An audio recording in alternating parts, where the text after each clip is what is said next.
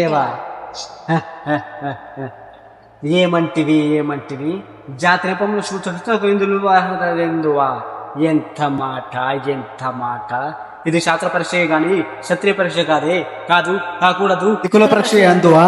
నీ తండ్రి భరద్వాజుని జన్మం ఎట్టిది అది జుగుత్సాకరమైన నీ సంభవం ఎట్టిది మట్టి కుండలో పుట్టితేవి కదా నీది ఏ కులము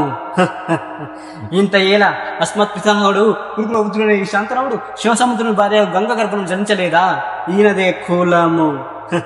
నాతో చెప్పిస్తారేమయ్యా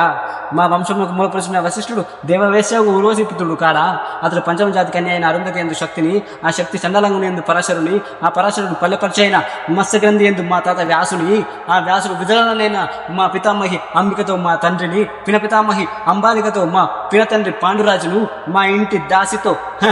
ధర్మ నిర్మాణ జనుడని నీచే కీర్తింపబడుతున్న ఈ విదురదేవుని నువ్వు కనలేదా?